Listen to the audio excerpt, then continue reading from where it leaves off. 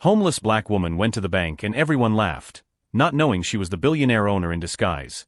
A phrase that perfectly sums up the moment when three First National Bank employees made the biggest mistake of their careers.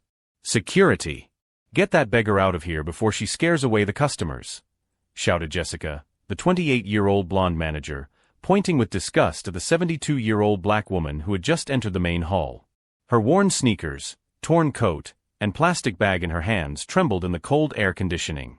Violet Washington had woken up that day determined to conduct a test. After decades of building a financial empire, she wanted to see for herself how her own employees treated the most vulnerable. Her disguise was perfect: thrift store clothes, unkempt hair, and the stooped posture of someone who carries the weight of life on their shoulders. "Please, I just need to withdraw some money," Violet murmured, approaching the main counter where Jessica was typing frantically, completely ignoring her presence. Tyler, the 22-year-old intern, let out a cruel laugh. "Withdraw from where? The dump? Look at the smell this old woman brought in." The words echoed across the polished marble, causing other customers to look at her with a mixture of embarrassment and morbid curiosity. The third employee, Amanda, didn't even look up from her computer screen. "Jess, call the police. These homeless people are getting too bold. They think they can walk in anywhere." Violet remained motionless, her eyes observing every face, every reaction, every gesture of contempt. Inside, a mixture of sadness and determination grew like a silent storm. She had built that institution with the promise of serving the entire community, especially the underprivileged. "Ma'am, you need to leave. This is a customer establishment," said the security guard, a large man who approached reluctantly, clearly uncomfortable with the situation. "I am a customer," Violet replied, her voice carrying an authority that made Jessica finally look up. "I've had an account here for over 50 years. Tyler's laughter grew even louder. 50 years? That one didn't even know what a bank was 50 years ago. Jessica joined in the laughter, shaking her head. "Auntie, go find social services. This is a place for working people." What they didn't know was that Violet Washington wasn't just another customer. She was the founder and principal shareholder of First National Bank, owner of a $2.3 billion fortune. As they laughed, her latest model iPhone vibrated discreetly in the inside pocket of her torn coat, messages from CEOs, meeting requests, financial reports moving millions. "Very well," Violet said calmly, taking a few steps back. "I'll handle this another way." Her eyes found the security cameras strategically placed throughout the hall, each meticulously recording this humiliation. As she walked toward the exit, Jessica shouted, "And don't come back. Next time we'll call the police." The glass door closed behind Violet with a soft click, but the echo of those words reverberated like a death sentence for the careers of three people who had just signed their own resignation. Outside, under the scorching July sun, Violet took her phone out of her pocket and dialed a number that only 5 people in the world knew. "Marcus? It's me. I need you to come to the Fifth Avenue Bank. Now. And bring the blank resignation papers." If this story of prejudice and clever revenge touched your heart, you won't want to miss the next chapters. Subscribe to the channel, because what happened next was a lesson these 3 people will never forget, and a demonstration that underestimating someone based on their appearance can cost much more than a job. Across the street, Violet watched through the window as Jessica celebrated excitedly with Tyler and Amanda. Through the glass, she could see the 3 employees laughing, mimicking her hunched posture and making exaggerated gestures as if they were telling a hilarious joke to their colleagues on the next shift. "Did you see how she ran away when I threatened to call the police?" Jessica gestured dramatically, clearly proud of her victory. "These homeless people need to learn to respect their place." Tyler recorded stories on Instagram, captioning, "Another day saving the bank from undesirables #securityfirst #hardworking." The post already had dozens of likes from colleagues who found the situation funny. Amanda typed in the employees' WhatsApp group, "Guys, you missed the best part. A beggar tried to withdraw money here today. Jess sent her packing." Violet closed her eyes for a moment, remembering the day she signed the founding papers for that bank 45 years ago. She was only 27, a young black entrepreneur determined to create an institution that would serve the entire community, especially those rejected by the big banks. How many times had she herself been treated like that in other establishments? How many doors had been slammed in her face before she decided to build her own? Miss Washington? A soft voice interrupted her memories. Marcus Thompson, her personal advisor for 15 years, approached discreetly. At 52, he was one of the few people who knew all the secrets of Violet's financial empire. "I got your call. The papers are here." "Marcus, tell me something," Violet murmured, still watching the trio through the window. "Do you remember why we created the Financial Inclusion Program?" "To ensure that low-income people had access to the same banking services as any other customer," he replied immediately. "It was one of your first initiatives when the bank was still just one branch. And do you remember the slogan we chose for our mission?" Marcus smiled slightly. "Where every person is valued, regardless of their background." "It's engraved at the main entrance of all 847 of our branches." Violet nodded slowly. "Interesting how some people choose to selectively ignore that." Back at the bank, Jessica had called the regional manager, Mr. Davidson, to report the security incident. "Sir, we need to increase surveillance. These homeless people are getting bolder. That old woman today even said she'd had an account here for 50 years. Can you imagine?" Davidson, a middle-aged man with gray hair, laughed along with her. 50 years? She must have been about 5 when the bank was founded. "You did the right thing. We can't let them turn this place into a homeless shelter." "Exactly." Tyler got excited. "I posted on my LinkedIn about how we maintain our service standards. I already have 200 likes." Amanda added, "My mom always says, 'Tell me who you hang out with, and I'll tell you who you are.' We can't normalize these kinds of people here." What none of them knew was that Violet Washington had grown up exactly like the kind of people they so despised. The daughter of a cleaning lady and a doorman, she had spent her entire childhood being looked down on in commercial establishments, being followed around stores as if she were a potential thief, hearing whispers about people who didn't know their place. At 16, she had promised herself that one day she would create spaces where human dignity would be respected regardless of appearance or bank account.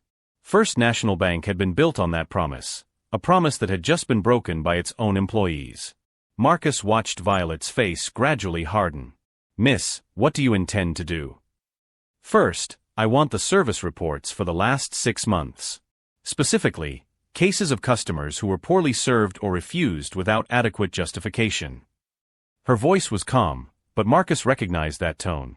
It was the same one she used before making decisions that changed the course of entire companies.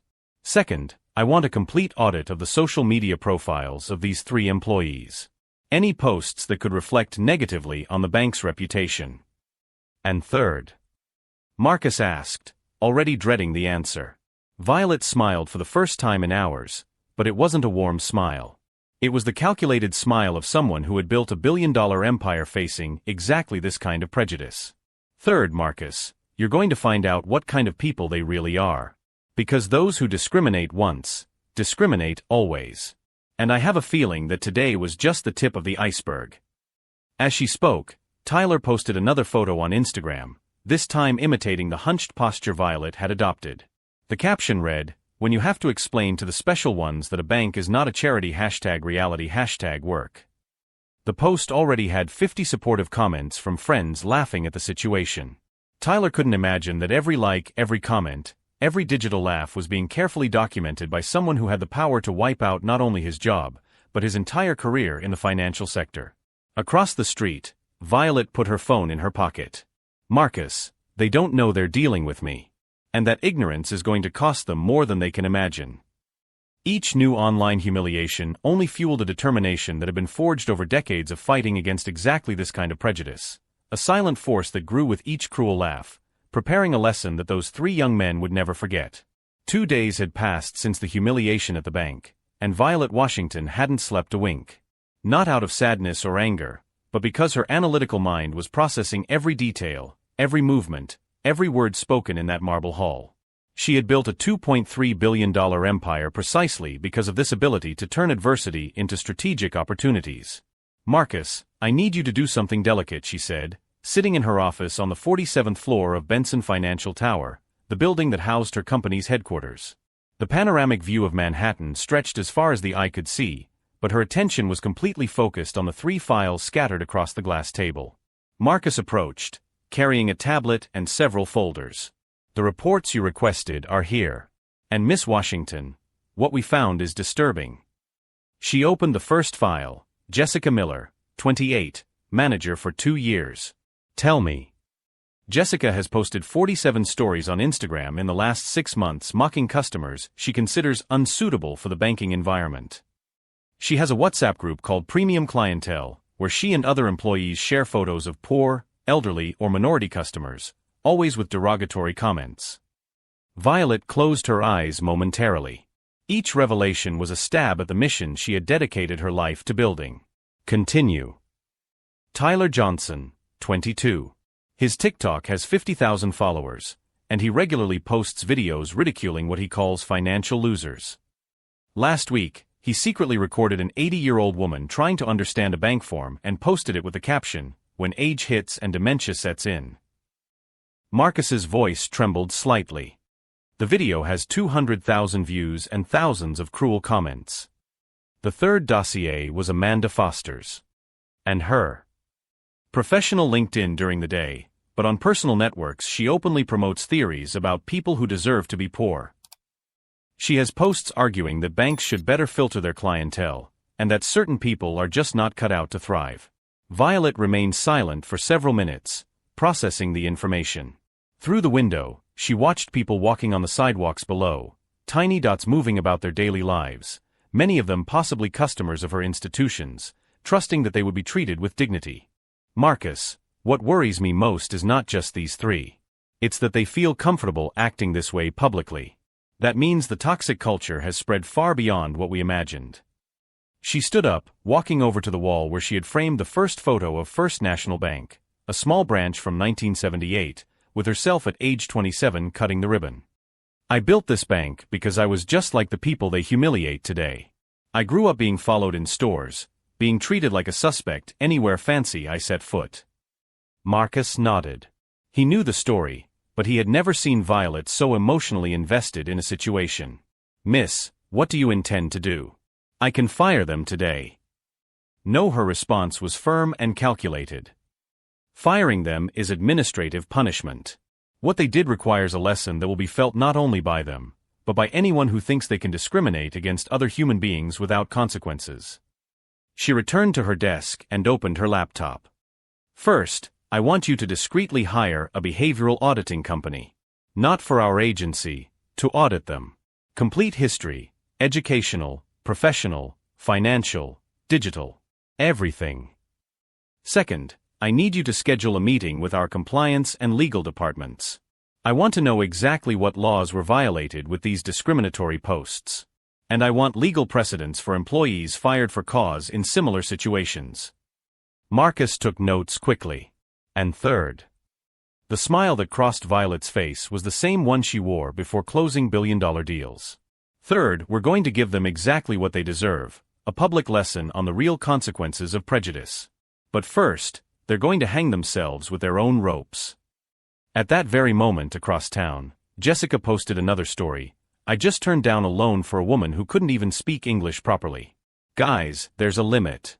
#BankingReality #NotTime. The post already had 200 likes in less than an hour. Tyler was recording another TikTok in the bank's bathroom. POV, you work at a fancy bank and have to explain to a homeless man that he can't deposit soda cans. The comments were an avalanche of laughter and derogatory emojis. Amanda had created a Telegram group called Banking Truths, where she posted photos of customers without their consent, always accompanied by comments about the decline of society and people who don't deserve access to the same services as real workers. "Marcus," Violet said calmly, watching the notifications come in real time on the monitoring system they had installed, "they're making our job easier. Every post, every laugh, every moment of cruelty is being documented and time-stamped.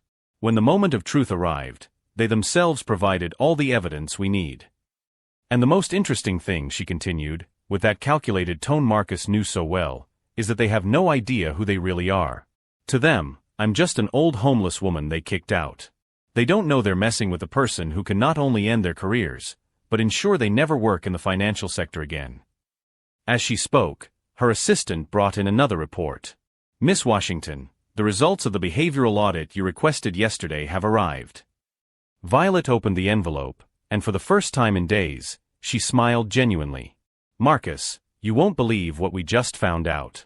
It turns out that our 3 model employees have some very interesting issues in their backgrounds that perfectly explain their behavior." She turned the report around so he could see it. Jessica owes $47,000 in student loans and is 3 months behind on her rent. Tyler was fired from 2 previous jobs for inappropriate behavior with customers. And Amanda? Well, Amanda falsified references on her resume and never had the qualifications she claimed to have. The most ironic thing, Violet continued, flipping through the pages, is that they are all exactly the kind of people they judge and despise: people with financial difficulties, troubled work histories, and complicated personal situations. The difference is that they managed to hide it long enough to get jobs that gave them an illusion of superiority. Marcus shook his head, impressed by the irony of the situation. And now? Violet closed the report and looked out the window again. Down below, city life continued at its frenetic pace, people from all social classes, backgrounds, and stories sharing the same sidewalks, the same dreams of dignity and respect. "Now, Marcus, we're going to show them that underestimating someone based on their appearance could be the most costly mistake of their lives. Because when you humiliate the wrong person, you're not just destroying a moment, you're destroying your own future." But as Violet finalized her plans, something was happening at the bank that neither she nor Marcus could have predicted. Tyler had just received an anonymous message on his Instagram that would change the whole game in a way that would turn the calculated revenge into something much bigger than anyone could have imagined. The anonymous message Tyler had received the night before still burned in his mind. "Are you sure you know all your bank's customers? Some appearances can be very deceiving. Be careful who you humiliate." He had tried to track down the sender, but the account was fake. A growing paranoia had taken hold of him ever since. At 9:15 a.m. that Tuesday, a black limousine pulled up in front of First National Bank. Violet Washington stepped out of the vehicle, this time wearing an elegant navy blue suit, her hair perfectly coiffed, and an Italian leather briefcase in her hands. Behind her, Marcus carried 2 suitcases and a tablet. Jessica was the first to notice the commotion. "Tyler, look at this lady coming. I bet she's some rich woman wanting VIP treatment." She smoothed her hair and prepared her most professional smile, the same one she had never offered the beggar 3 days earlier. "Good morning," Violet said calmly as she approached the counter. "I'd like to speak to Mr. Davidson, please. Tell him the bank owner is here." Jessica laughed nervously. "I'm sorry, ma'am, but I think there's been a misunderstanding." "The owner? This is a branch of First National Bank, a corporation." "I know exactly what bank this is," Violet interrupted, her voice carrying an icy authority. "Considering I founded it 45 years ago." The smile disappeared from Jessica's face. Tyler, who had approached curiously, felt a strange familiarity in that woman's voice. Amanda stopped typing and stared at Violet, a chill running down her spine. "Marcus," Violet said calmly, "show them my ID card and the bank's founding documents." Marcus opened one of the briefcases, removing official documents and an ID card. Violet Washington, founder and principal shareholder of First National Bank, with 73% of the common stock. The world seemed to stop. Jessica looked at the photo on the ID, then at Violet, then back at the photo. Tyler began to visibly shake. Amanda covered her mouth with her hands, whispering "Oh my God" repeatedly. "Impossible," Jessica murmured. You were here last week, but you were dressed like a homeless person?" Violet finished with a cold smile. "Wearing torn clothes, appearing vulnerable?" "Yes, Jessica Miller. I was testing how my employees treat the most needy customers. And you failed spectacularly." Tyler tried to speak, but no words came out. His legs gave way and he leaned on the counter. Amanda began to cry silently. "Marcus, please show them the compilation we've prepared." Marcus turned on a portable screen and started playing the videos. First, the bank security footage showing the humiliation 3 days earlier. Then, Tyler's Instagram stories imitating Violet. Next, Jessica's discriminatory posts on WhatsApp. Finally, Amanda's prejudiced comments on social media. "Jesus Christ," whispered Davidson, who had rushed over when he heard the commotion. His face was white as a sheet. "Madam Washington, I didn't know, they didn't tell me." "Of course they didn't tell you, Mr. Davidson. Because they knew they had committed a crime." Violet turned to the three employees, who were now visibly shaking. Racial and social discrimination, violation of basic human rights, non-consensual exposure of customers, and use of social media to promote hatred against vulnerable groups. Jessica fell to her knees. "Please, Ms. Washington, it was a terrible misunderstanding. I swear I never." "Never what, Jessica?" "Never discriminated against anyone before." Violet opened her tablet and showed a screen full of posts. "Because I have 47 posts here from you ridiculing poor customers over the last 6 months. And Tyler," she turned to the young man who was about to faint, "your TikTok with 500,000 views mocking the elderly and people in financial difficulty. And Amanda," she continued relentlessly, "your comments about people who don't deserve to be poor, and your hate groups on Telegram are particularly interesting, considering that you falsified your own qualifications to get this job." Amanda was sobbing uncontrollably. "How do you know that?" "Because when you humiliate the billionaire CEO of a corporation, that CEO has the resources to investigate every second of your life, dear." Violet smiled coldly. "And what we found was fascinating. Tyler, you owe $30,000 in student loans and were fired for discrimination at 2 previous jobs. Jessica, you are 3 months behind on your rent, and your bank account was frozen yesterday for bouncing checks." The irony was devastating. The 3 people who had humiliated someone for appearing poor were themselves financially vulnerable, masking their insecurities with cruelty toward others. "Security." Violet called. "Escort these 3 out of the building. Their personal belongings will be mailed to them." "No." Tyler shouted. "Please. I need this job. My mother is sick, Your mother is sick, and yet you found it appropriate to mock other children caring for elderly parents?" Violet replied dryly. "How interesting, your sudden humanity." Davidson tried to intervene. "Ms. Washington, maybe we can." "Mr. Davidson, you are also under investigation. As regional manager, it is your responsibility to ensure that corporate culture is respected. The fact that your subordinates feel comfortable posting discriminatory content publicly indicates serious administrative negligence." Marcus opened the second briefcase, removing 3 sealed envelopes. "The terminations for cause have already been processed. Additionally, the legal department is preparing lawsuits for defamation of corporate image and violation of confidentiality agreements." Jessica tried one last desperate gambit. "We apologize. We've learned our lesson. Please give us a second chance." Violet stopped and looked her straight in the eye. "Second chance? Like the second chance you gave me when I begged to be treated with basic dignity."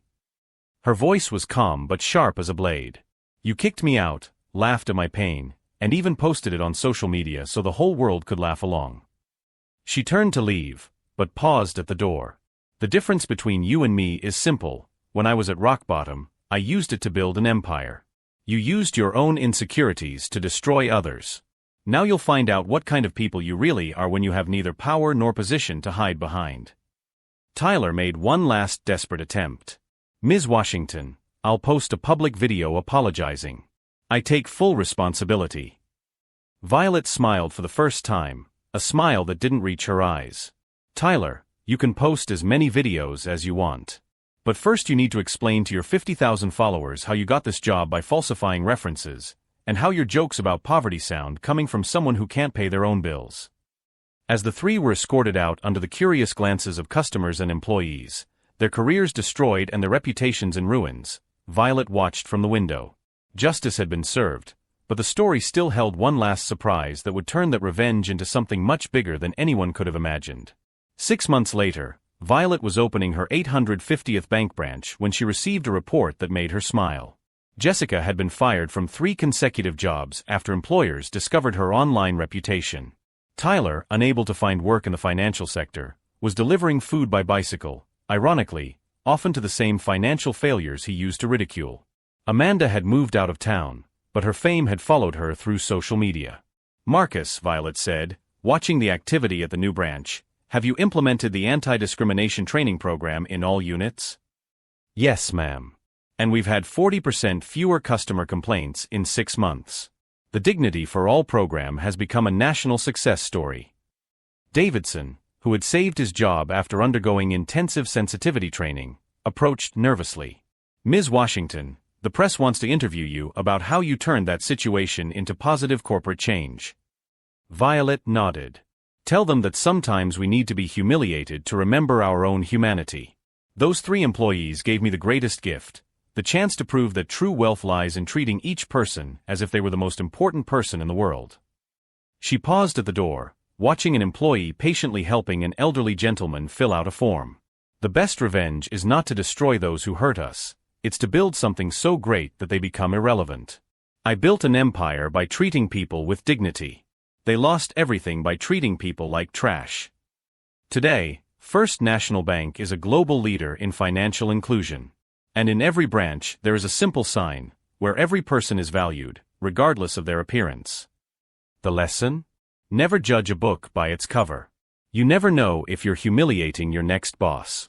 If this story of justice and overcoming adversity touched you, subscribe to the channel for more stories that prove that respect is the most valuable currency in the world.